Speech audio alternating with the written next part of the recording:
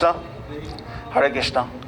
ঈশ্বর পরম কৃষ্ণ সচ্চিদানন্দ বিগ্রহ অনাদিরাদি গোবিন্দ সর্বকারণ কারণম চিন্তামণিপকর সদ্মস্য কল্পবৃক্ষ লক্ষাবিতেশ সুরভীরবিপালয়ন্তম লক্ষ্মী সহস্র শত সম্ভ্রমম সেব্যমানম গোবিন্দম আদিপুরুষং তমহং ভজামি। বেণুম কনন্তমরবিন্দ দলায়তাক্ষং বাহারবতং সমসিতাম্বুদ সুন্দরাঙ্গম কন্দর্পকোটি কমনীয় বিশেষ শোভং গোবিন্দম আদিপুরুষং তমহং ভজামি। হরে কৃষ্ণ কৃষ্ণ কৃষ্ণ হরে হরে, হরে রাম রাম রাম হরে হরে। আমরা প্রায় 1.5 মাস ধরে আমরা রাসলীলা নিয়ে আলোচনা করে চলেছি। তো আজকে আমরা কিছুটা পাঠ করব। তো হরে কৃষ্ণ। তো শ্রীমদ্ ভাগবতের আমরা যে রাস পঞ্চঅধ্যায় বলা হয়, এই রাস পঞ্চঅধ্যায়টা আসতে গেলে প্রথমে আমাদের জানতে হবে এই ভাগবত কথা। এই ভাগবত প্রথম কাকে দিলেন? স্বয়ং ব্রহ্মা ভগবান বিষ্ণুর নাভিপদ্ম থেকে যখন আবির্ভূত হলেন, তেনে ব্রহ্মা হৃদয় আদিকবে, সেই আদিকবি ব্রহ্মার হৃদয়ে বৈদিক জ্ঞানকে, এই ভাগবত জ্ঞান, এই বেদকে প্রবিষ্ট করে দিয়েছিলেন কে? আমাদের বিষ্ণু, গর্ভোদকশায়ী বিষ্ণুর কাছ থেকে প্রথম আসলো জ্ঞানটা। ব্রহ্মা দিলেন সেই জ্ঞান নারদমণিকে, নারদমণি সেই জ্ঞান দিলেন ব্যাসদেবকে, ব্যাসদেব দিয়েছেন সুখদেব গোস্বামীকে, সুখদেব গোস্বামীর কাছ থেকে শুনেছেন সুত গোস্বামী, সুত গোস্বামী থেকে শৌনকাদি ঋষিগণ, এবং শৌনকাদি ঋষিগণের মাধ্যমে আমরা পরম্পরার ধারায় এই ভাগবত পাঠ আমাদের কাছে নেমে এসছে। এই ভাগবতকে বলা হচ্ছে যে এমন বৃক্ষের, কল্পবৃক্ষের ফল, যে ফলটা পরপর মুনি ঋষিরা এর হাত থেকে ওর হাত, ওর হাত থেকে ওর হাত, এইভাবে আমাদের কাছে এসে পৌঁছেছে। এই ফলটা এমনই যে আমাদের ফলটা এমনই যে এটা গলিত ফল, এবং এটা শ্রীমদ্ ভাগবতটা হচ্ছে আমাদের ব্যাসদেব প্রথমে তো 18টা পুরাণ রচনা করলেন। তো 18টা পুরাণ রচনা করে যখন দেখলেন যে তিনি ভগবানকে সেইভাবে পাচ্ছেন না, সেই সান্নিধ্য পাচ্ছেন না, তখন তিনি যখন তার বাদদায়নী সেই মানে বদর বৃক্ষের তলায় বৈবদ্রিক আশ্রমে তিনি যখন বাস করছেন, সরস্বতী নদীর তীরে তিনি উপবেশন করে ধ্যানমগ্ন হলেন, তখন গুরুদেব সেই নারদমণি এসে উপস্থিত হলেন। নারদমণিও ছিলেন শক্তাবেশ অবতার, ব্যাসদেবও শক্তাবেশ অবতার। এরা দুজনেই ভগবানের কিন্তু সন্তান। এরা যখন একে অপরের সাথে মিলিত হলেন, তো প্রথমে ব্যাসদেব নারদমণির কাছে প্রণাম করে নারদমণিকে তার উচ্চ সিংহাসনে বসালেন। নারদমণিকে, কেন? নারদমণি ভক্তির দেবতা, আর হচ্ছে ব্যাসদেব হচ্ছে জ্ঞানের দেবতা। তো ভক্তির দেবতাকে উচ্চ সিংহাসনে বসে জ্ঞানের দেবতা সেই ব্যাসদেব জিজ্ঞাসা করলেন, হে নারদমণি, হে গুরুদেব, আমি যে 18টা পুরাণ রচনা করেছি, কিন্তু এই পুরাণ রচনা করেও আমি মনে শান্তি পাচ্ছি না, তাহলে আমার এই পুরাণ পড়ে সাধারণ মানুষ কীভাবে ঈশ্বরকে পাবে? তখন নারদমণি ব্যাসদেবকে, তিনি তার পিতার কাছ থেকে, ব্রহ্মার কাছ থেকে যে শ্রীমদ্ ভাগবত পাঠ পেয়েছেন, সেই পাঠটা ব্যাসদেবকে দিলেন, এবং ব্যাসদেব তারপরে এই শ্রীমদ্ ভাগবত রচনা করলেন। এই শ্রীমদ্ ভাগবত কিন্তু বেদের, ব্যাসদেব যে ব্রহ্মসূত্র রচনা করলেন, সেই ব্রহ্মসূত্রের বা বেদের ভাষ্য হচ্ছে শ্রীমদ্ ভাগবত। আমরা যে শ্রীমদ্ ভাগবত পাঠ করছি, মানে আসলে এটা আমরা ব্রহ্মসূত্রের ভাষ্য পাঠ করছি বা বেদ পাঠ করছি। তো বেদ তো সাধারণ মানুষের পাঠ করা সম্ভব না, এই ভাগবত পাঠের মাধ্যমে আমরা বেদকে জানতে পারছি। আর ভাগবতটা হচ্ছে ভগবানের সম্পূর্ণ শরীরটা হচ্ছে ভাগবত। ভগবান যখন অন্তর্ধান হলেন এই দাপর যুগে, তখন আমাদের ভগবানের প্রিয় ভক্ত কে ছিলেন? বলুন। উদ্ধব। উদ্ধব বলেন, ভগবান তোমাকে ছাড়া আমি থাকবো কি করে? ভগবান তখন বললেন, এই ভাগবত রূপে এই কলিযুগে আমি অবস্থান করব। এই ভাগবতেই তার প্রথম স্কন্ধ ভগবানের প্রথম ডান পা, দ্বিতীয় স্কন্ধ তার বাম পা, এইভাবে ভগবানের পুরো শরীরটাই হচ্ছে এই ভাগবত। তার মধ্যে দশম স্কন্ধ হচ্ছে ভগবানের হৃদয়। এই দশম স্কন্ধের যে 5টা অধ্যায়, এই পঞ্চ অধ্যায় হচ্ছে রাস। এই রাস পঞ্চ অধ্যায় ভগবানের হৃদয়, যে অধ্যায়টা আমরা পাঠ করছি। তো এই পঞ্চ অধ্যায়, রাস পঞ্চ অধ্যায় পাঠ করা মানে আমরা বেদ, উপনিষদ, যত শাস্ত্র আছে সেই শাস্ত্রের যে মূল জায়গা, ভগবানের যে মূল জায়গা, সেই জায়গাটা নিয়ে আমাদের বিচরণ হচ্ছে। এবং ভাগবত যেখানে পাঠ হয়, আমরা যেহেতু বৃন্দাবন লীলাই ভাগবতের মূল কেন্দ্রস্থল, তো আমরা সেই কারণে আমরা এখন বৃন্দাবনেই বাস করছি। আর ভাগবত যখন পাঠ হয় সেখানে ভগবান স্বয়ং সেখানে উপস্থিত থাকেন। তো ভগবান এবং ভগবানের পার্শ্বদেরা সেখানে উপস্থিত থাকেন। সুতরাং আর এই ভাগবত পাঠ শ্রবণের সময় আমাদের সমস্ত জড় বন্ধন, মায়ার জগৎ থেকে আমরা দূরে থাকতে পারি। এবং যতক্ষণ আমরা ভাগবত পাঠ করব ততক্ষণ আমরা সেই ঈশ্বরের সাথে কানেক্টেড থাকব। সেই কারণে ভাগবত পাঠ মানে শ্রবণ করা খুবই গুরুত্বপূর্ণ। এবং দেবতারাও এই ভাগবত পাঠ থেকে বঞ্চিত হয়েছেন আমরা জানি। তো দেবতারা যখন ভাগবত পাঠ পরীক্ষিতকে শোনাতে যাচ্ছেন, আমরা বারবার অনেকবার বলেছি, তখন দেবতারা সোনার কলসি ভর্তি অমৃত নিয়ে এসে দিলেন, যে এটা অমৃতটা পরীক্ষিতকে দিয়ে দাও, ও অমর হয়ে যাক, এই ভাগবতটা আমাদের দাও। কিন্তু ব্যাস মানে আমাদের সুখদেব গোস্বামী বললেন, এই ভাগবত শ্রবণ করতে গেলে এই রকম ব্যবসায়িক মনোবৃত্তিযুক্ত লোকেরা এই ভাগবত পাঠ শ্রবণ করতে পারবে না। যারা ভাগবত পাঠ তারাই শ্রবণ করতে পারবে যাদের অসুয়া বৃত্তি, এরকম বৃত্তি যাদের সম্পূর্ণভাবে দূরীভূত হয়েছে, তারাই ভাগবত পাঠের শ্রবণ। ভক্তি যদি না থাকে ভাগবত পাঠের শ্রবণে যোগ্যতা অর্জন করা যায় না। তো দেবতারা, তারা তো রাজভোগে যুক্ত, তারা তো স্বর্গ ঐশ্বর্য ধন বিলাসে যুক্ত, ওই রকম মনোভাব বৃত্তি নিয়ে এই ভাগবত পাঠের শ্রোতা হওয়া যায় না। সেই কারণে দেবতাদের পর্যন্ত বঞ্চিত করেছেন ভাগবত পাঠ থেকে আমাদের ব্যাসমুনি। তো আমরা মানুষ হিসেবে জন্মগ্রহণ করেছি, আমরা সৌভাগ্যবান যে আমরা ভাগবত পাঠ শ্রবণের সৌভাগ্য অর্জন করতে পেরেছি। তো ভাগবত পাঠ শ্রবণ যদি আমরা এই মনুষ্য জন্মে না করতে পারি, তাহলে আমাদের কত জন্ম যে অতিবাহিত হয়ে যাবে তার কোনো ঠিক নেই। আর তার মধ্যে রাসলীলা তো সবচেয়ে গুরুত্বপূর্ণ। অনেকে ভাগবত একটু একটু শোনে, কিন্তু রাসলীলা শ্রবণ করার সৌভাগ্য কারোর হয়েই ওঠে না, কারণ কোথাও সেইভাবে রাসলীলা কেউ বর্ণনা করতে চায় না। কারণ আপনারা দেখছেন তো, আমরা 1.5 মাস 2 মাস ধরে রাসলীলাই বর্ণনা করে যাচ্ছি, কিন্তু তার তল খুঁজে পাচ্ছি না, কোথায় এর যে শুরু আর কোথায় শেষ, সেটাই আমাদের অসুবিধা হয়ে যাচ্ছে। তো ভগবান মানে শ্রী বাদরায়ণী উবাচ, এই রাস পঞ্চাধ্যায়ের 29 নম্বর অধ্যায়ে, মানে এই দশম স্কন্ধের 29তম অধ্যায়ের শুরুটাই বলছে, এর আগে সুখদেব গোস্বামী উবাচ বলা হয়েছে, রাজা পরীক্ষিত উবাচ বলা হয়েছে, কিন্তু এখানে শুরুটা করছে শ্রী বাদরায়ণী উবাচ। বাদরায়ণী, বাদরায়ণী মানে ব্যাসদেবের পুত্র বাদরায়ণী, সেই সুখদেব গোস্বামীর কথা বলছে, যিনি বদ্রীনাথে বাদরায়ণী, সেই বাদ্রী বৃক্ষের তলায় সে ধ্যান করতেন, সেই ব্যাসদেব তার পুত্র সুখদেব গোস্বামী এখানে বলছেন। সুতরাং এই বাদরায়ণী উবাচ বলার সাথে সাথে আমাদের বাদরায়ণী, সেই সুখদেব গোস্বামী, সেই ব্যাসদেবের যে পুত্র, সেই বাদরায়ণী সম্বন্ধে আমাদের ব্যাসদেব একটু ইন্ডিকেট করছেন, তুমি সুখদেব গোস্বামী সম্বন্ধে কিছু বলো। তিনি সুখ উবাচ বলতে পারতেন, বাদরায়ণী বললেন কেন? তার ব্যাস বাবার পিতার নাম ধরে তার নাম ছেড়ে নাম ধরলেন এই কারণ, তুমি ব্যাস এবং সুখদেব গোস্বামী সম্বন্ধে কিছু বলে শুরু করো। বাদরায়ণী উবাচ, তিনি বলতে পারতেন সুখ উবাচ, আমাদের কোনো প্রশ্ন ছিল না। প্রত্যেকটি শব্দের মধ্যে এই শ্রীমদ্ ভাগবতের শ্লোকের প্রত্যেকটি শব্দ খুবই গুরুত্বপূর্ণ। এক একটা শব্দ যে ব্যাসদেব দিয়ে গেছেন তার মধ্যে অনেক রহস্য লুকিয়ে আছে। সেই বাদরায়ণী উবাচ হচ্ছে, ব্যাসদেব এই সুখদেব গোস্বামী সাধারণ মানুষ ছিলেন না, তিনি তো আমরা জানি আত্মারাম মুনি তো ছিলেনই, তাই তিনি তো আর সাধারণত ননই। তার কারণ তিনি মাতৃগর্ভে 12 বছর ছিলেন, মায়ের পেটে 12 বছর তিনি অবস্থান করেছিলেন। তেমনই সুখদেব গোস্বামী বলেন, পুত্র পুত্র তুমি বেরিয়ে আসো। সুখদেব গোস্বামী বলেন যে আমি বেরোবো না, এই বাইরে বেরোলে তো মায়ের জগৎ, মায়া আমাকে আক্রমণ করবে, এই মায়া যদি আমাকে আক্রমণ না করে তবেই আমি বেরোবো। তারপরে স্বয়ং সুখদেব গোস্বামী এবং শ্রীকৃষ্ণ তাকে আশীর্বাদ করলেন যে তোমাকে মায়া কখনো স্পর্শ করবে না। তো সুখদেব গোস্বামী জন্মাবার পরেই পরমতে তিনি বেরিয়ে যাচ্ছেন ঘর বাড়ি ছেড়ে জঙ্গলের দিকে। হ্যাঁ, তখন ব্যাসদেব তার পিছনে পিছনে ছুটছেন হা পুত্র করে। তো তো গাছের বৃক্ষেরা, আমি বলেছিলাম, তার উত্তর দিয়েছিল, কারণ বৃক্ষেরা উত্তর দিয়েছিল পুত্র বিয়োগের ব্যথা গাছেরা সবচেয়ে বেশি জানে।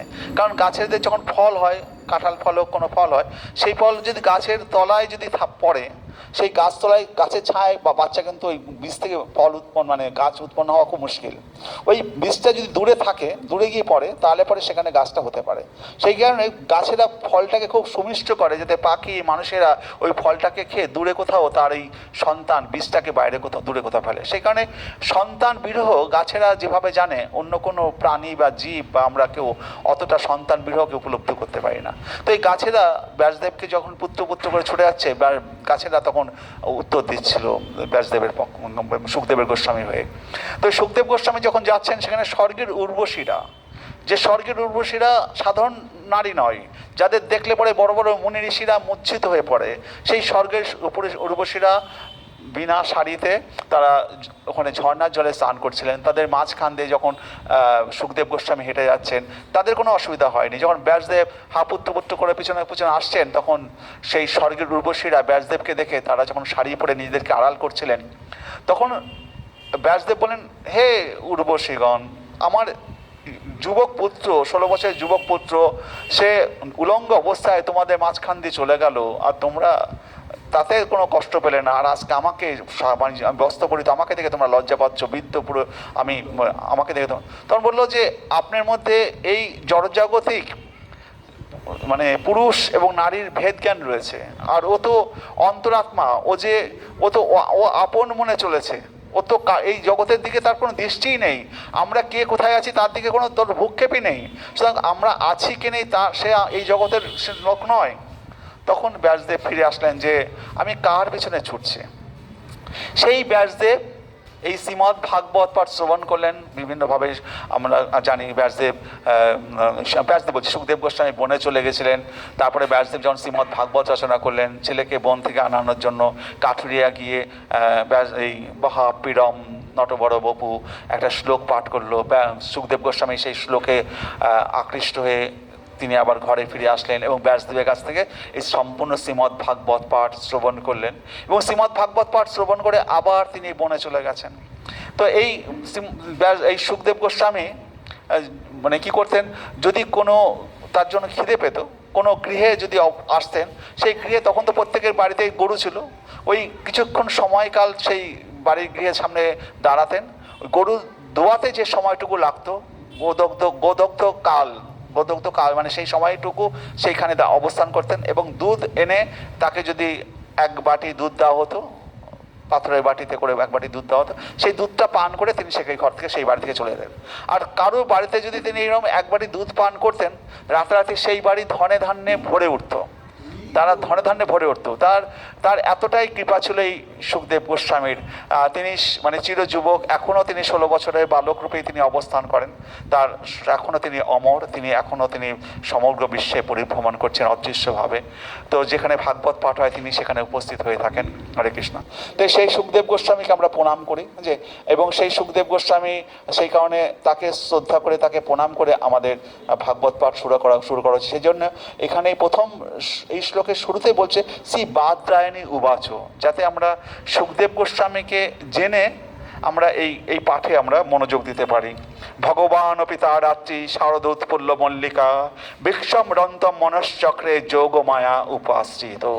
শ্রী বাদরায়ণী বললেন, সর ঐশ্বর্যপূর্ণ পরমেশ্বর ভগবান শ্রীকৃষ্ণ প্রস্ফুটিত মল্লিকা কুসুম রাশি সুরভিত সেই শরৎকালীন রজনী অবলোকন করে তার যোগমায়া শক্তির প্রভাবে তার প্রেমময় লীলা উপভোগের অভিলাষ করলেন। ভগবান শ্রীকৃষ্ণ যে তার গোপীদেরকে কথা দিয়েছিলেন শরৎকালীন রাত্রে তাদেরকে তিনি আপন করে নেবেন এই রাসলীলায়। তো এই ভগবান পিতা রাত্রি শারদোৎফুল্ল মল্লিকা বিক্ষম রন্তম মনশ্চক্রে যোগমায়া উপাশ্রিতম, যোগমায়াকে আশ্রিত করে ভগবান শ্রীকৃষ্ণ তিনি মনশ্চক্রে তার মনকে এই রাসলীলা করবেন বলে তিনি ঠিক করলেন। এবং তার মনশ্চক্রে আমরা ভগবানকে পেতে চাই, আমরা মনে করলে হবে না। ভগবান যদি মনে করেন যে আমাদেরকে তিনি রাসলীলায় অংশগ্রহণে আমাদেরকে অংশী করবেন, তবে সেটা হতে পারে। তাই ভগবানের মনে হওয়া উচিত, ভগবানের হওয়া উচিত। যেমন আমরা মন্দিরে দেখতে ভগবানকে দর্শন করতে চাই, সবাই তো দর্শন করতে চায়, কিন্তু এমন ভক্ত আছে যাকে দেখার জন্য ভগবান উদ্গ্রীব থাকে। ভক্ত এসছে, ভক্ত পিছনে দাঁড়িয়ে আছে, সেই ভক্তটাকে দেখার জন্য ভগবান উদ্গ্রীব হয়ে থাকে।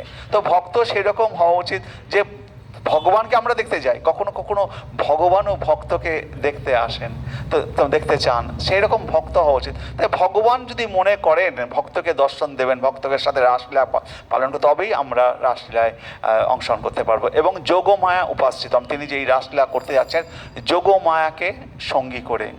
তো তদ উরু রাজ কুকুপু করেই মুখম প্রাচ্য বিলপ্পন অরুণেন সন্তমে।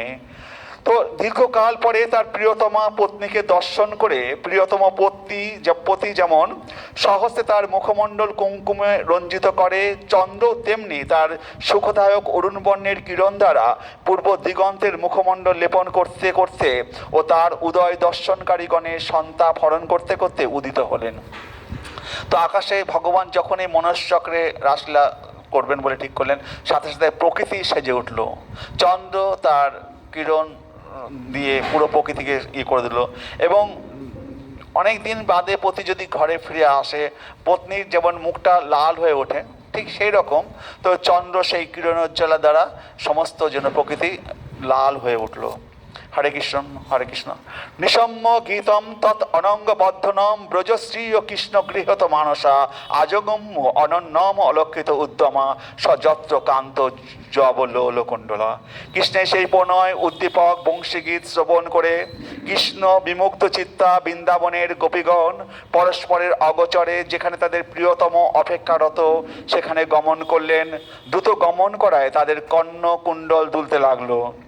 কোনো কোনো গোপী কৃষ্ণের বাঁশি শ্রবণ কালে গাভীর দুগ্ধ দহন করছিলেন, তারা দহন বন্ধ করে তার সঙ্গে মিলিত হতে গমন করলেন। কেউ কেউ চুল্লির উপর দুধ জাল দিতে বসিয়ে এবং অন্যান্যরা চুল্লিতে পিঠা চাপাটি সেঁকতে দিয়ে গমন করলেন। তো ভগবান কি করলেন, যখন তিনি তার বংশী, তার বেনু তো না, তার বংশী আর একটা হচ্ছে মুরলী, যখন তিনি সেই মুরলী বংশীতে তিনি তার ফু দিলেন, তিনি স্বর্গ মর্ত্য পাতাল তিন লোককে তিনি মানে সমস্ত তার যে গোপীরা তাদেরকে তিনি ডাকলেন। এবং সেই বাঁশিটা এমনই যোগমায়া উপাশ্রিত ছিল, সেই বাঁশির সুর তারাই শুনতে পাচ্ছে যাদেরকে ভগবান ডাকছেন। এবং সেই ব্রজ গোপীরা তো সেই নিসম্য গীতম তৎ অনঙ্গ বদ্ধনম বজশ্রী ও কৃষ্ণ গৃহত মানসা আজগম্য অনন্যম অলক্ষিত উদ্যমা সযত্র কান্ত জবলোল কুণ্ডলা। তো বলছে যে কৃষ্ণের সেই প্রণয় উদ্দীপক বংশী গীত শ্রবণ করে কৃষ্ণ বিমুগ্ধ চিত্তা বৃন্দাবনের গোপীগণ পরস্পরের অগোচরে যেখানে তাদের প্রিয়তম অপেক্ষারত সেখানে গমন করলেন এবং দ্রুত গমন করায় তাদের কর্ণকুণ্ডল দুলতে লাগলো। তারা সেই বংশীধ্বনি শুনে, তারা যেহেতু তাদের নাম ধরে ডেকেছে এক এক গোপীর, তাদের কিন্তু ঘরে পতি শ্বশুরেরা যারা রয়েছে তারা কেউ শুনতে পাচ্ছে না, সেই ব্রজ স্ত্রীরাই, সেই গোপীরাই, তারাই শুনছে যে শ্রীকৃষ্ণ আমাকে ডেকেছেন। এবং তারা সেখান থেকেই যে অবস্থা আছে তারা ভগবানের সাথে মিলিত হয়েছে। কোনো কোনো গোপী পোশাক পরিধান করেছিলেন, কেউ তাদের শিশুকে দুধ পান করাচ্ছিলেন বা তাদের পতিদের একান্ত সেবা করছিলেন, কেউ ভোজন করছিলেন, কেউ কেউ অঙ্গমার্জন, অঙ্গরাগ লেপন বা নয়নে কাজল দিচ্ছিলেন। কিন্তু তারা সকলেই এই সকল কর্তব্য কর্ম মুহূর্তের মধ্যে পরিত্যাগ বা বন্ধ করে বিপর্যস্ত বস্ত্রভূষণাদি নিয়ে কৃষ্ণ সন্নিধানে গমন করলেন। গোবিন্দ কর্তৃক অপহৃতা চিত্তা ও মোহিতা সেই সকল গোপীগণকে পতি পিতা ভ্রাতা ও বন্ধুগণ নিবারণ করিলেও তাহারা পতি নির্বৃত্ত হইলেন না। কৃষ্ণ চিন্তা মগ্না গৃহ মধ্যস্থিতা কোনো কোনো গোপী বাহিরে যাইতে অসমর্থা হইয়া চক্ষু মুদ্রিত করিয়া শ্রীকৃষ্ণের ধ্যান করিতে লাগিলেন। তো সমস্ত গোপীরাই যে শ্রীকৃষ্ণের সান্নিধানে ছুটে যেতে পারলো, তারা যেতে পারলো না। কিছু কিছু গোপী যাদের পিতা মাতা বা তাদের পতিরা তাদেরকে আটকে রাখলো গৃহের মধ্যে দরজায় তালা দিয়ে, তখন তারা কৃষ্ণ চিন্তা করে নিজের দেহকেই তারা উৎসর্গ করে সেখানে চলে গেল।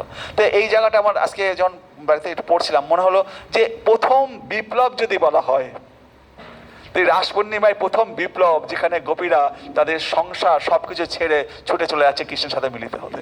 তো আমরা বলি যে বিপ্লব করো, যা সিস্টেম তার বাইরে যাওয়াটাই বিপ্লব যদি হয়, তো প্রথম যা সিস্টেম যেটা ধর্ম, সেই ধর্মের গৃহবধূরা প্রথম বিপ্লব করলো। তারা সমস্ত ঘর সংসার সব ছুটে দিয়ে তারা কৃষ্ণের দিকে ছুটে চলেছেন। তো এটাই হচ্ছে আমার মনে হয় প্রথম বিপ্লব। এত বিপ্লবের কথা বলা হয়, তো প্রথম বিপ্লব কিন্তু করলো আমার মনে হয় রাসলীলায় এই গোপীরা। কৃষ্ণ দর্শনে নয়নে অপরাগ সকল গোপীগণের দুঃসহ প্রিয়জন বিরহজনিত তীব্র তাপে তাদের সকল অশুভ কর্ম দগ্ধীভূত হলো। তারা ধ্যান দ্বারা তার আলিঙ্গন অনুভূত হওয়ার আনন্দে তাদের জাগতিক দুঃখ ক্ষীণ হলো।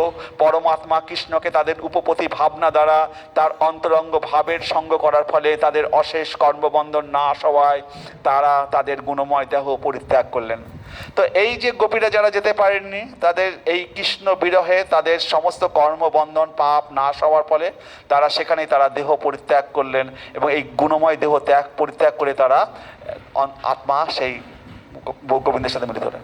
তো ব্রজের গোপীরা তো তাদের বসন আসন তো সেরকম ভালো ছিল না।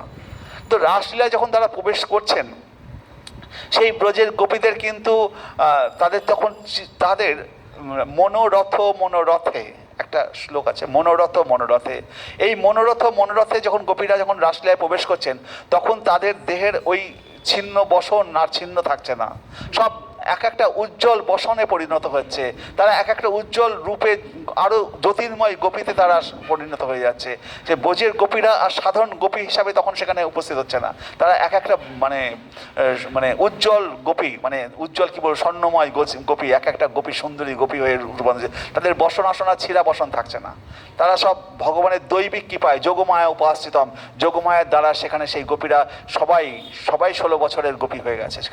সেখানে দেবলোক থেকে গোপীরা এসছে, সেখানে আমাদের দণ্ডকারণে ঋষিরা গোপী সেজে সেখানে উপস্থিত হয়েছে। তো সমস্ত গোপীরা মানে শতকোটি গোপী সেখানে উপস্থিত হচ্ছে ভগবানের সেই লীলায়। তো সবাই কিন্তু সেই ঋষিরা যারা রামচন্দ্রের সময় যখন দণ্ডকারণে রামচন্দ্র, সেই দণ্ডকারণ ঋষিরা 60,000 ঋষি, তারা ভগবানকে রামচন্দ্রকে পতি হিসাবে পেতে চেয়েছিল।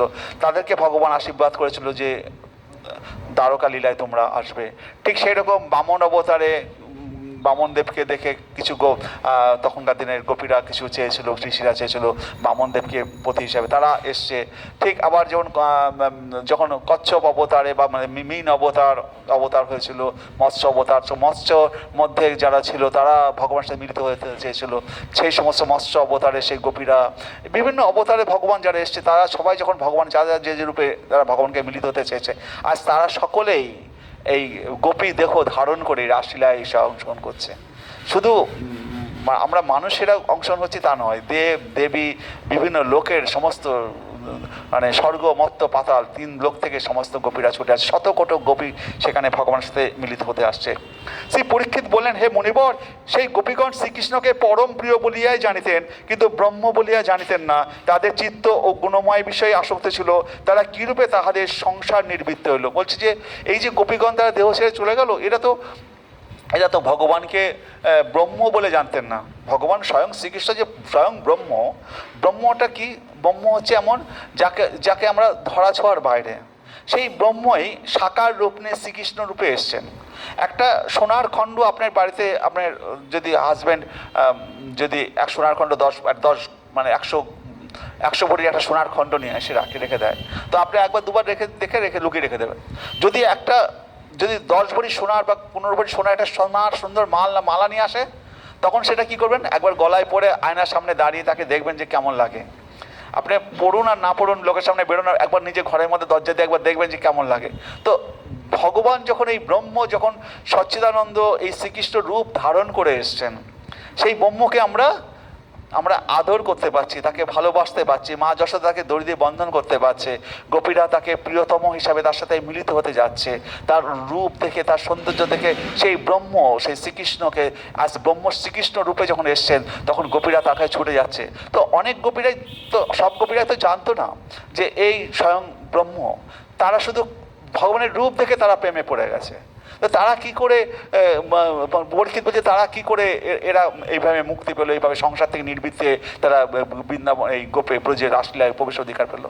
তখন বলছে যে যদি ইলেকট্রিকের কারেন্টে তার যায়, যদি কোনো শিশু বালক যখন সেখানে হাত দিতে যায়, তো কারেন্ট কি বলবে, এই শিশু বাচ্চা তুমি আমার কাছে এসো না, তুমি কারেন্ট খেলে মারা যাবে। তো অবুঝ, জানে না, কিন্তু কারেন্টে হাত দিলে ওর যা অধিকার, ও যা প্রাপ্ত হবে, যে জানে কারেন্ট সম্বন্ধে, তারও সে একই প্রাপ্ত হবে। তো ভগবান শ্রীকৃষ্ণ এই ব্রহ্মের সান্নিধ্যে যেই আসবে, সেই ভগবানগত প্রাণ হয়ে যাবে, সে জানুক অথবা না জানুক। শিশুপালও তাই হয়েছিল। শিশুপাল ভগবানের বিরোধিতা করে ভগবানের পেয়েছিল, কারণ না জেনে কারেন্টে হাত দিলে যা গতি হয়, শিশুপালের তা হয়েছিল। আর ব্রজের গোপীরা জেনে কেউ না জেনে, যেভাবে হোক ভগবানের সান্নিধ্যে যাওয়া যায়। কংস ভগবানের সাথে শত্রুতা করে ভগবানের কৃপা পেয়েছে। তো পুতনা ভগবানকে বিষ দিতে গিয়ে ধাত্রী মায়ের পদ পেয়ে গেছে। হরে কৃষ্ণ। তো শ্রী সুখদেব বললেন, চেদিরা শিশুপাল শ্রীকৃষ্ণের প্রতি শত্রুতা করিয়াও যেরূপে মুক্তি লাভ করিয়াছিলেন, তাহা তোমাকে পূর্বেই বলিয়াছি। অতএব শ্রীকৃষ্ণের প্রিয়া গোপীগণ যে সিদ্ধি লাভ করিবেন, তাহাতে আর বলিবার কি আছে। হে রাজন, মনুষ্যগণের মঙ্গলের জন্যই অব্যয়, অপরিচ্ছন্ন, প্রাকৃত, গুণরহিত ও গুণনিয়ন্তা শ্রী ভগবানের আবির্ভাব। যাহারা শ্রীহরিতে সতত কাম, ক্রোধ, ভয়, স্নেহ, ঐক্য সহিত অবলম্বন করিয়া থাকেন, তাহারা নিশ্চয়ই তাহাতে তন্ময়তা প্রাপ্ত হন। তো আরেকটা ঘটনা আমি পরে এখন মনে পড়ে গেল, সেটা আমরা যখন গোপীগীতে যাব, গোপীগীতে ভগবানকে গোপীরা কখনো হে নাথ, হে প্রিয়তম, হে হরি, এইভাবে 16টা নামে ভগবানকে ডেকেছেন। 16টা নামে। তো সেই 16টা নামে যে ডেকেছে, তো এই কখনো শ্রীকৃষ্ণ বলে বলেননি। কারণ এই যে ব্রজের বৃন্দাবনে যে গোপীরা, এরা শ্রীকৃষ্ণকে পতি হিসাবে জানতেন। তো আমাদের নিয়মে আছে পতির নাম ধরে ডাকতে নেই। তো ভগবানকে কখনো হরি বলছেন, কখনো হে নাথ, হে প্রিয়তম, হ্যাঁ। তো এইভাবে সম্বোধন করে ভগবানের গোপী। তো এই 16টা নাম আমাদের 16 অক্ষরে হরে কৃষ্ণ মহামন্ত্র। তো যেন সব কিছু একাকার হয়ে গেছে বিজ্ঞানে। তো আমাদের এই গোপী গীতের মধ্যেই, আমাদের হরে কৃষ্ণ নামের মধ্যেও এই গোপী গীতটাও রয়েছে যেন। হরে কৃষ্ণ। তো যোগেশ্বরেশ্বর জন্মরহিত ভগবান শ্রীকৃষ্ণের সম্বন্ধে তুমি এরূপ বিস্ময় প্রকাশ করিও না, কারণ তিনি স্থাবরাদি পদার্থেরও মুক্তি দান করতে পারেন। ভগবানের সম্বন্ধে যদি আমরা মনের মধ্যে, পরীক্ষিতকে বলছে সুখদেব গোস্বামী, তুমি ভগবানের এই যে কৃপা, ভগবানের এই মহত্ব সম্বন্ধে তোমার মধ্যে বিস্ময় প্রকাশ করা উচিত না। ভগবানের বংশীধ্বনিতে পাথর পর্যন্ত গলে যায়। আমরা দেখেছি যে পাথর গলিত হয়ে গেছে, সেখানে ভগবানের পদছাপ পড়ে গেছে। ভগবানের বংশীধ্বনিতে জলের গতি যদি যমুনা এই দিকে বইতে থাকে, উল্টো দিকে বইতে থাকে। তো মানে যেটা সচল বস্তু সে স্থির হয়ে যায়, আর অচল বস্তু চলতে শুরু করে দেয়।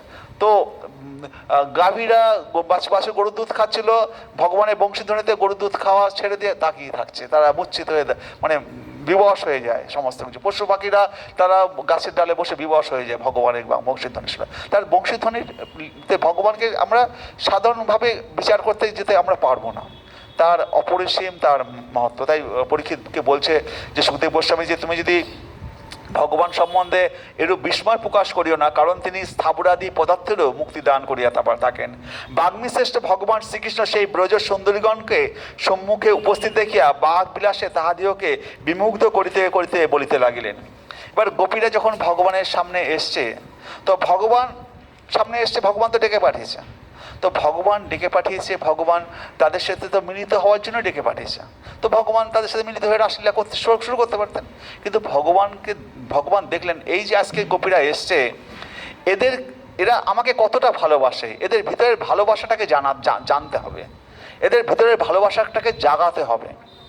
আজকে কোনো জিনিস যদি সহজে পাওয়া যায়, সেই জিনিসটা আপনাদের কাছে কিন্তু গুরুত্বপূর্ণ হয় না, কিন্তু যেটা খুব কষ্ট করে অর্জন করতে হয়, সেটাই কিন্তু সবচেয়ে বেশি গুরুত্বপূর্ণ হয়ে ওঠে।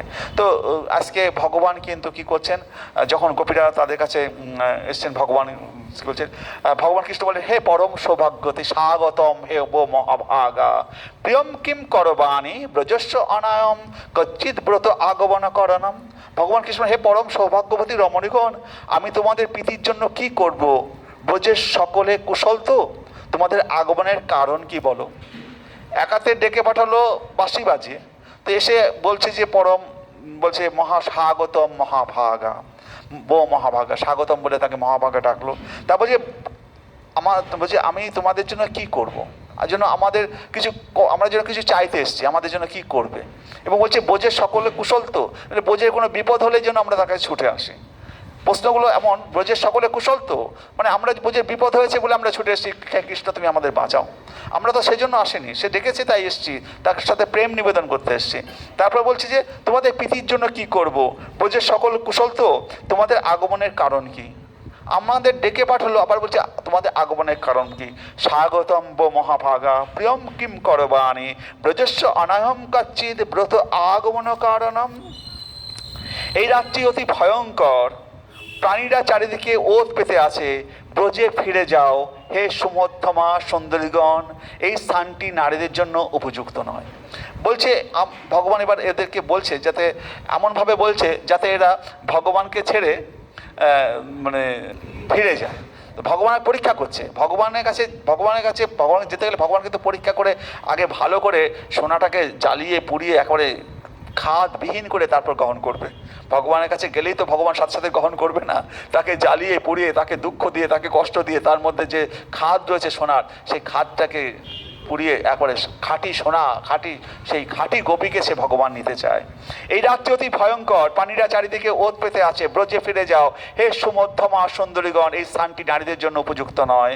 তোমাদের গৃহে না পেয়ে তোমাদের মাতা পিতা পুত্র ভ্রাতা ও প্রতিগণ অবশ্যই তোমাদের অন্বেষণ করবে, তোমাদের পরিবারের সদস্যদের উদ্যোগের কারণ হয়েও না। আজকে তোমরা এখানে ছুটে এসছো, তোমাদের মাতা পিতা সকলেই চিন্তা করছে এবং তাদের উদ্বেগে তোমরা কিন্তু কারণ হয় না। এখন তোমরা চন্দ্রকিরণে রঞ্জিত বৃন্দাবনের পুষ্পপূর্ণ বনদর্শন করেছো, তোমরা যমুনা থেকে আগত শান্ত বাতাসে কম্পমান পল্লবযুক্ত বৃক্ষের শোভা দর্শন করে এখনই তাই গোষ্ঠে ফিরে যাও, বিলম্ব করো না। হে সখী নারীগণ, তোমাদের পতিদের সেবা করো এবং ক্রন্দনরত শিশু ও গোবৎসদের দুগ্ধ পান করো। বলছে এই চন্দ্রকিরণে রঞ্জিত বৃন্দাবনের পুষ্পপূর্ণ বন দর্শন করেছো, তোমরা যেন এখানে এসছো এই বৃন্দাবনের বনপুষ্প দর্শন করতে। তো এটাগুলো তো তোমাদের দেখা হয়ে গেছে। তোমরা যমুনা থেকে আগত যে শান্ত বাতাসে কম্পমান পল্লবযুক্ত বৃক্ষের শোভা দর্শন করেছো, এখন সবই দেখা হয়ে গেছে, এখন তাই গোষ্ঠে ফিরে যাও। তোমরা তো এই এত সুন্দর আজকের এই চন্দ্রের রাতে এত সুন্দর পরিবেশ হয়েছে বলে ছুটে এসেছো, সবই তো দর্শন করা হয়েছে, এবার তোমরা গিয়ে ফিরে যাও, কারণ তোমাদের পতিদের সেবা করো, ক্রন্দনরত শিশুদের এবং গোবৎসদের দুগ্ধ দান করো, এইগুলো করো।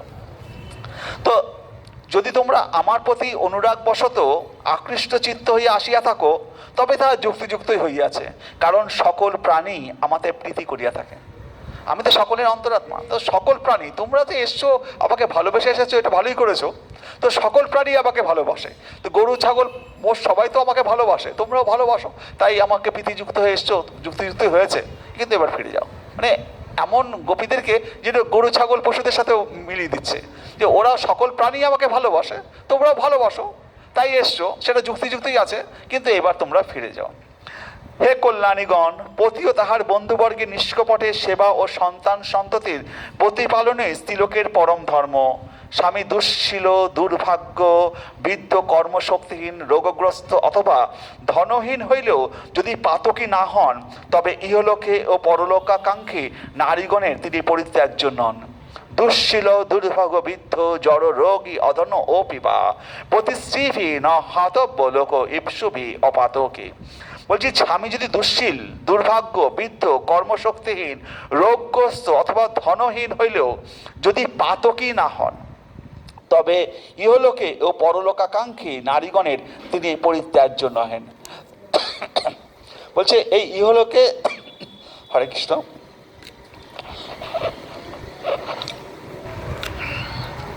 ইহলোকে এবং পরলোকে, পরলোক বলছে স্বর্গে, তো স্বর্গে তাদের গতি হবে না যদি তারা এভাবে যদি স্বামীকে পরিত্যাগ করে এবং বনে ছুটে আসে। বলছি উপপতি গ্রহণ নিশ্চয়ই কুলস্ত্রীগণের পক্ষে স্বর্গলাভের অন্তরায়, অযশের কারণ, তুচ্ছ, দুঃখজনক, ভয়াবহ এবং সর্বত্র নিন্দনীয়। আরও দেখো, শ্রবণ, দর্শন, ধ্যান ও কীর্তনে আমার প্রতি যেরূপ ভক্তি জন্মে, আমার সান্নিধ্যে সেরূপ হয় না, অতএব তোমরা গৃহে প্রতিগমন করো। তো আমার কথা শ্রবণ করা, কীর্তন করা ইত্যাদি করলে পরে যতটা হয়, তো আমার সান্নিধ্যে ততটা হয় না। আমার সান্নিধ্যে তো তোমরা আমার সাথে প্রেম করবে, আমাকে ভজনা করবে, হরে কৃষ্ণ করে জপ করবে না, কীর্তন করবে। তো বলছে আমার সান্নিধ্য থেকে তোমরা যদি দূরে থেকে গৃহে গিয়ে আমার জপ তপস্যা করো, আমার তাহলে পরে আমার গুণলীলা কীর্তন করো, তাতে তোমাদের পুণ্য বেশি হবে। আর তাদেরকে স্বর্গের ভয় দেখাচ্ছে। হরে কৃষ্ণ। তা আমরা কি বলেছি, স্বর্গ তো আমাদের প্রাপ্য নয়। স্বর্গে যারা যায় তারা পুণ্য করছে, স্বর্গে যায়, আবার পুণ্য শেষ হলে আবার স্বর্গ থেকে লাথি মেরে ঝাঁটা মেরে পাঠিয়ে দেবে, আবার মর্ত্যলোকে আসতে হবে। এই জন্মমৃত্যুর চক্র থেকে বেরোতে গেলে একমাত্র গোবিন্দের শরণাপন্ন ছাড়া কোনো পথ নেই। তো সেই গোবিন্দের সামনে যখন গোপীরা এসছে, এই গোপীরা তো সাধারণ গোপী না, বলেছি বড় বড় ঋষিরা তারা এই গোপী হয়ে এসছে। এই 16 বছরে গোপী হলে কি হবে, 10 বছর 12 বছর 16 বছর এই গোপী দেহ ধারণ করেছে, এই বয়সে ধারণ করেছে। কিন্তু তারা এক একজন তো জ্ঞানবিদ্ধ ঋষি সব। তারা তো সেই শ্রী শরীর গোপী শরীর ধারণ করেছে ভগবানের সাথে মিলিত হওয়ার জন্য। তাদেরকে তো ভগবান বলছে বলে চলে যাবে না। তাই বলছে সুখদেব গোস্বামী বলেন, এইভাবে গোবিন্দ কথিত অপ্রিয় বাক্য শ্রবণ করে গোপীগণ বিষাদগ্রস্ত বিফল মনোরথ হয়ে অপার উদ্বেগ অনুভব করলেন। দুঃখিত দীর্ঘ নিঃশ্বাসে তাদের বিম্বধর শুষ্ক হলেও তারা অবনত মস্তকে তাদের বৃদ্ধাঙ্গুষ্ঠী দিয়ে ভূমিতে আঁচড় কাটছিলেন। তাদের দু চোখ দিয়ে কাজলযুক্ত অশ্রুধারায় স্তনে লিপ্ত কুঙ্কুমে ধৌত হয়েছিল। এইভাবে দুঃখ ভারাক্রান্ত হয়ে তারা নীরবে দাঁড়িয়ে রইলেন। তো এবার এই গোপীরা, ভগবান যতই অপ্রিয় বাক্য বললুক, তো গোপীরা যেহেতু বুদ্ধিমান, যদি অবুদ্ধিমান হতো ভগবানের অপ্রিয় বাক্য শুনে হয়তো রাগটা করে চলে আসতো। কিন্তু তারা তো জানে এই ভগবানের কাছে তারা এসছে, গোবিন্দের কাছে এসছে, গোবিন্দের সামনে তারা যতক্ষণ দাঁড়িয়ে থাকতে পারবে সেটাই তাদের সৌভাগ্য। তো সেই কারণে তারা কি করলো, মাথা নত করে তাদের চোখের জলে ভেসে যাচ্ছে তাদের কুঙ্কুম, এবং তারা কি করছে, পায়ের বুড়ো আঙুল দিয়ে দুঃখে বুড়ো মাটি খুঁড়ছে। কৃষ্ণ তাদের প্রিয়তম হওয়া সত্ত্বেও এবং তার জন্য তারা সকল কামনা পরিত্যাগ করলেও তিনি তাদের প্রতি অপ্রিয় বাক্য বলেছিলেন। তৎসত্ত্বেও তারা দৃঢ়ভাবে কৃষ্ণের প্রতি আসক্ত চিত্তা রইলেন। রোদন বন্ধ করে চোখ মার্জন করে তারা ঈষৎ কোপের সঙ্গে গদগদ স্বরে বলতে লাগলেন। এবার কবিরা ঠিক করলেন যে আমাদের কিছু এবার বলা দরকার। ভগবান শুধু বলেই যাবেন আর আমরা শুধু শুনেই যাব, আর আমাদের এবার কিছু বলা উচিত। তখন সুন্দরী গোপীরা তখন বলতে লাগলেন। সুন্দরী গোপীরা বলেন, হে সর্বব্যাপী সর্বশক্তিমান পুরুষ, আপনার এভাবে নিষ্ঠুর কথা বলা উচিত নয়। আমরা যারা আপনার পাদপদ্মমূলের সমস্ত ইন্দ্রিয় পরিতৃপ্তির বিষয়াদি পরিত্যাগ করেছি তাদের বর্জন করবেন না। হে কৃপা পরামুখ, যেমন আদিপুরুষ নারায়ণ মুমুক্ষ মুক্তিমী ভক্তদের সাথে বিনিময় করেন, সেইভাবে আমাদের সাথে প্রেম বিনিময় করুন। তো বলছে যে হে আদিপুরুষ, যে আমাদেরকে এইভাবে নিষ্ঠুরভাবে আমাদের পরিত্যাগ করবেন না। আমরা সমস্ত কিছু পরিত্যাগ করে আজকে আপনার কাছে ছুটে এসেছি। তো আমাদেরকে আপনি কৃপা করুন, আপনারা আমাদেরকে গ্রহণ করুন। হে প্রিয় কৃষ্ণ, ধর্মজ্ঞ রূপে আপনি আমাদের উপদেশ প্রদান করেছেন যে পতি পুত্র আত্মীয় বন্ধুগণের সেবা করাই শ্রীগণের ধর্ম। আমরা তা মান্য করি, কিন্তু প্রকৃতপক্ষে আপনার প্রতি এই সেবা করা উচিত, কারণ আপনি সকল প্রাণীর পরম বন্ধুস্বরূপ, আপনি তাদের আত্মীয় পতি ও আত্মা। তো এবার বলছি যে তো দক্ষ আত্মহিতৈষীগণ নিত্যপ্রিয় আত্মারূপী আপনার প্রতি সর্বদা তাদের ভক্তি চালিত করেন। আমাদের প্রতি পুত্র আত্মীয় বন্ধুদের দ্বারা কি লাভ হয়, যারা কেবল পীড়া দান করে? অতএব হে পরমেশ্বর, আমাদের কৃপা করুন। হে কমল নয়ন, আপনার সঙ্গ লাভের জন্য আমাদের চিরকালের আশা দয়া করে ছিন্ন করবেন না। তো এইভাবে ভগবানের কাছে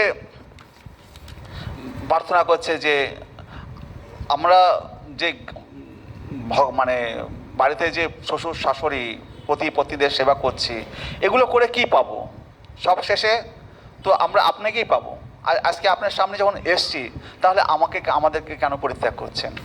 তো আমাদের যে মন ও হাত এতাবৎকাল গৃহকর্মে মগ্ন ছিল, তা আপনি সহজেই অপহরণ করেছেন। এখন আমাদের পা দুখানি এক পাও আপনার পাদপদ্মমূল থেকে চালিত হতে চায় না। আমরা কিভাবে বোঝে ফিরে যাব, আর সেখানে গিয়েই বা আমরা কি করব? বলছে চিত্তম সুখেন ভবতা অপরহিতম গৃহেষু যত নির্বিশ্বতি উত করৌ অপি গৃহকীর্তেই পাদ পদম ন চলত তব পাদমূলাৎ জাম কথম ব্রজম অথ করবাম কিংবা। বলছে আমাদের যে মন ও হাত এতাবৎকাল গৃহকর্মে মগ্ন ছিল, তা আপনি সহজেই অপহরণ করেছেন। এখন আমাদের পা দুখানি এক পাও আপনার পাদপদ্ম মূল থেকে চালিত হতে চায় না। আমাদের পা এখানে স্থির যেন আটকে গেছে, এখান থেকে এক পাও যেতে চাইছে না। আমরা কিভাবে ব্রজে ফিরে যাব, আর সেখানে গিয়েই বা আমরা কি করব?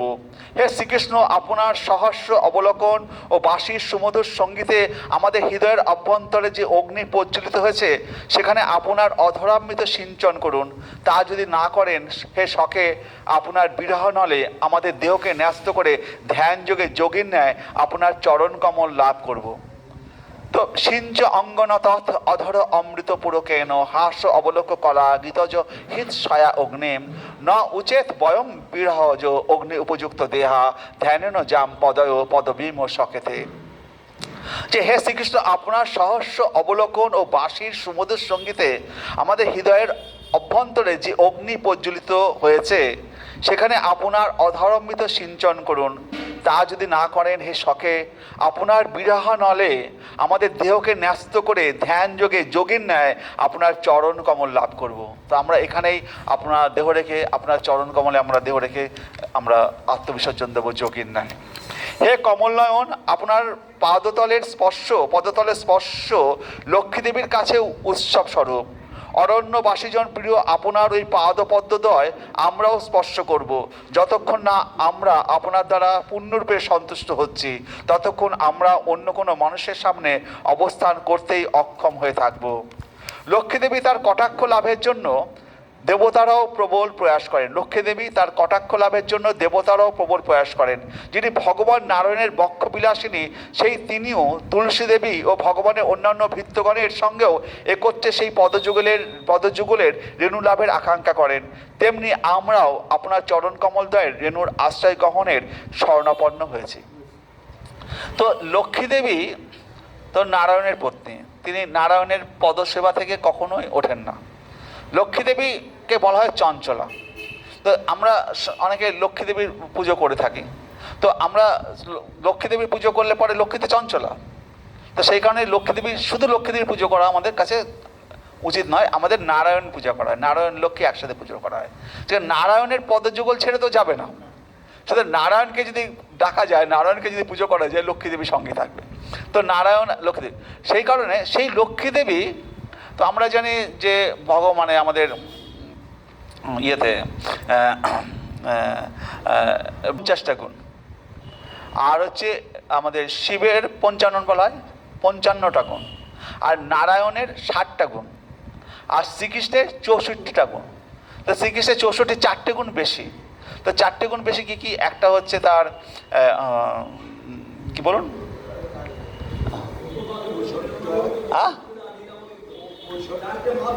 হ্যাঁ 4টে মাধুর্য বলুন।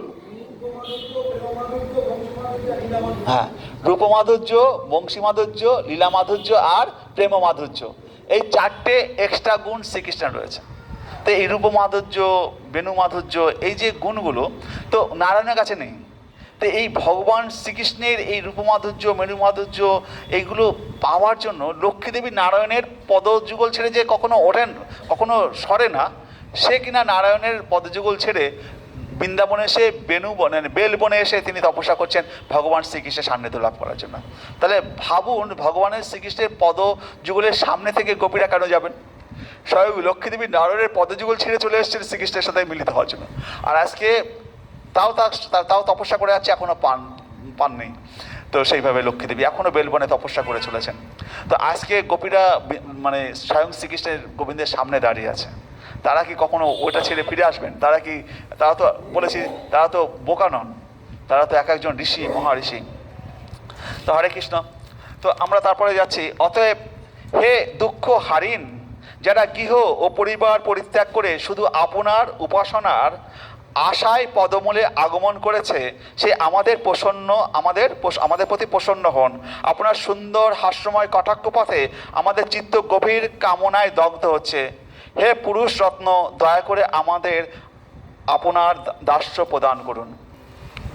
তো আপনার অলঙ্কৃত মুখমণ্ডল, আপনার কর্ণকুণ্ডলের সৌন্দর্যমণ্ডিত গণ্ডস্থল, আপনার অধরের সুধা ঈষৎ হাস্যযুক্ত অবলোকন, অভয় প্রদানকারী বাহুযুগল এবং লক্ষ্মীদেবীর আনন্দের একমাত্র উৎসস্বরূপ আপনার বক্ষস্থল দর্শন করে আমরা আপনার দাসী হয়েছি। হে কৃষ্ণ, আপনার মধুর বংশীধ্বনি শ্রবণে সম্মোহিত হয়ে ত্রিজগতের কোনো নারী না তার ধর্মীয় আচরণ হতে বিচলিত হয়েছে, মানে আপনার যেই বংশীধ্বনি এবং শ্রবণ করে সম্মিলিত ত্রিজগতের কোন নারী না তার ধর্মীয় আচরণ থেকে বিচলিত হয়েছে। আপনার সৌন্দর্য সমগ্র ত্রিভুবনকে পবিত্র করে, এমনকি আপনার রূপ দর্শন করে গাভীরা, পক্ষীরা, বৃক্ষগুলি ও মৃগদলও পুলকিত হয়। তো আপনাকে দেখে কে না পাগল হয়েছে, গাভীরা, মৃগরা, এমনকি মানে যারা শত্রুরা তারাও পর্যন্ত ভগবানকে দেখে পাগল হয়ে যায়। তো ভগবান যখন কংসকে বধ করতে চলেছিলেন, সেই কংসের রণাঙ্গনে ভগবান যখন প্রবেশ করছেন, তো কংস তখন শ্রীকৃষ্ণকে দেখে এক একজন এক একভাবে কৃষ্ণকে দর্শন করছেন। তো মথুরাবাসী যারা রমণীরা ছিল তারা দেখছেন যে যেন শত কোটি কামের সেই উজ্জ্বল দীপ্তিময় পুরুষ সেজন্য এগিয়ে আসছে। আর যারা কৃষ্ণকে মারতে চেয়েছিল সেই চামুন্ডা নাকি সেই দুজন চামুর আর মুষ্টিক, এই চামুর আর মুষ্টিক দেখছে যেন বজ্র সম বিদ্যুতের বজ্র সম শক্তি প্রদর্শনকারী কোনো ভগবান আসছে তাদের সাথে লড়াই করতে। আর কংস দেখছে স্বয়ং যম যেন তার কাছে ছুটে আসছে। আর যারা বয়স্ক লোক তারা বাৎসল্যভাবে তাদের হৃদয় গলিত হচ্ছে এবং মায়েদের বুকের স্তন থেকে দুগ্ধ গলিত হয়ে যাচ্ছে বাৎসল্যভাবে। তো ভগবান প্রবেশ করছেন সেই ইয়েতে, মল্লে ইয়েতে, তো সেখানে তাকে দর্শন করে এক একজন এক এক রকম ভাবে ভগবানকে পাচ্ছেন, তার ভগবানকে। তো হরে কৃষ্ণ। তো আদিপুরুষ পরমেশ্বর ভগবান যেমন দেবলোক রক্ষা করেন, তেমনি ব্রজবাসীগণের ভয় ও দুঃখ নিবারণের জন্য আপনিও আবির্ভূত হয়েছেন। অতএব হে আত্মবন্ধু, দয়া করে আপনার এই দাসীগণের উত্তপ্ত স্তনে ও শিরে আপনার করপদ্ম স্থাপন করুন।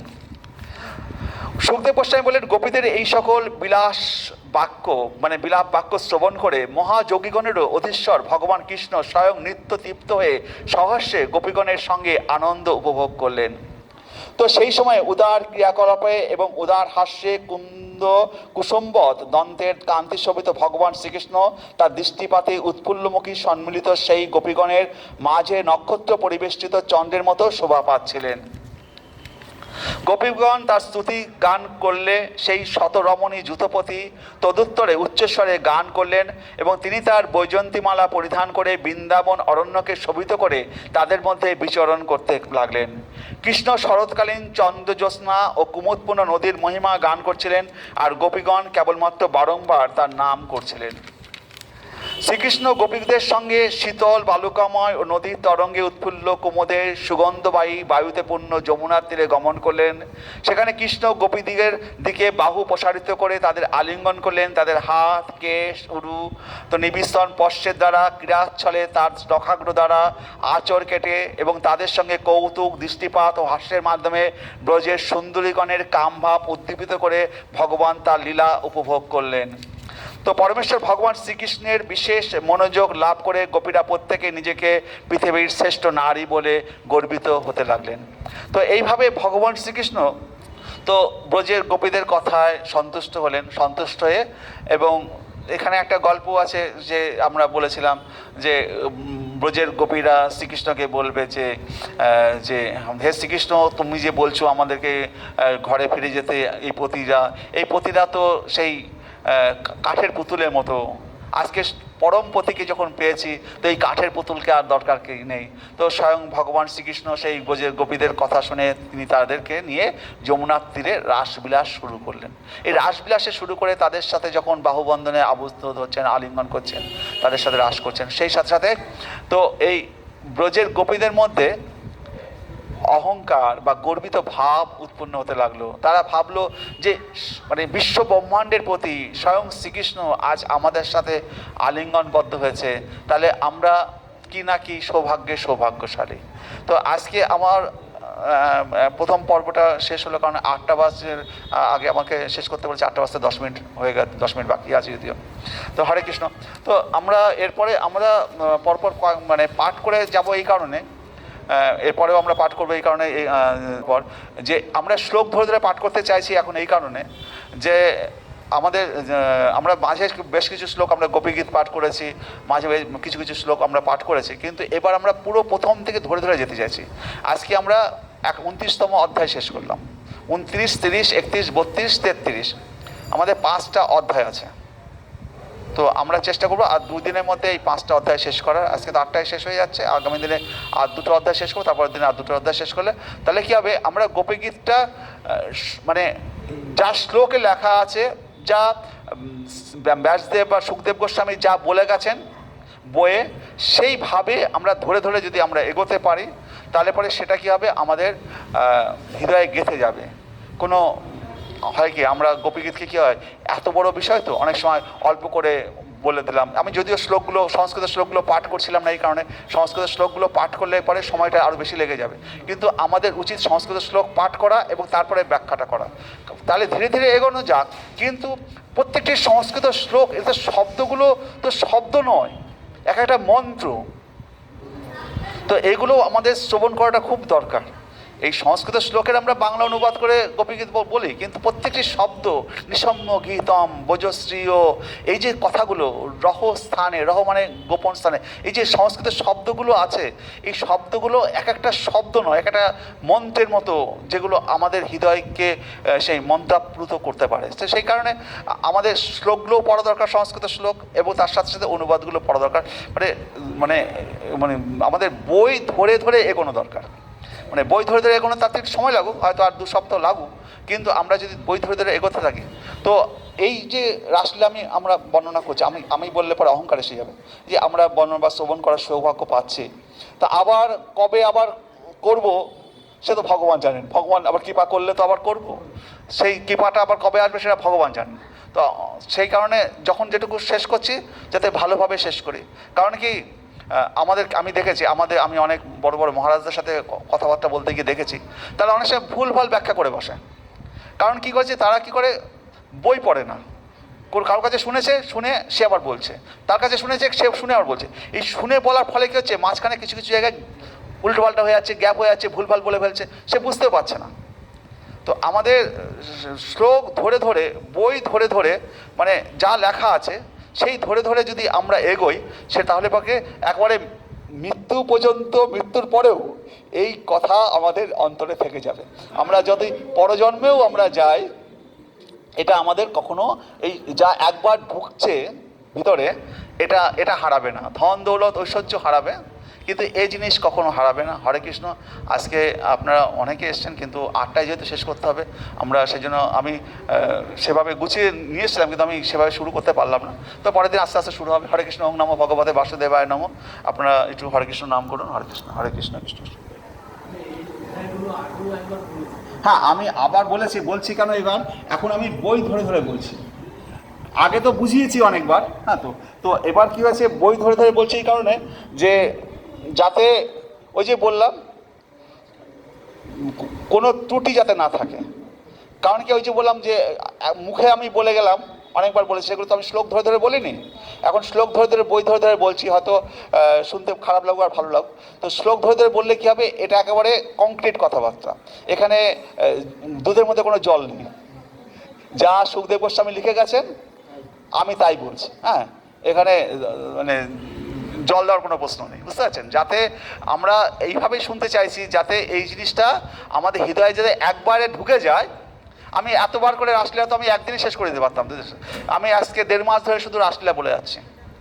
এই কারণে বলছি, যাতে শুনতে শুনতে শুনতে শুনতে আমার থেকে আপনারা বেশি ভালো বক্তা হয়ে যান। তো এইভাবেই তো সুখদেব গোস্বামী বলেছেন, তারপরে সুত গোস্বামী বলেছেন, তারপরে কত মনীষীরা এই ভাগবত পাঠই বলে যাচ্ছে। এই শুনতে শুনতে শুনতে শুনতে আপনারাও আর 5 জনকে যদি বলতে পারেন, তবেই আমাদের সেই জয়। হরে কৃষ্ণ। শেষ করি।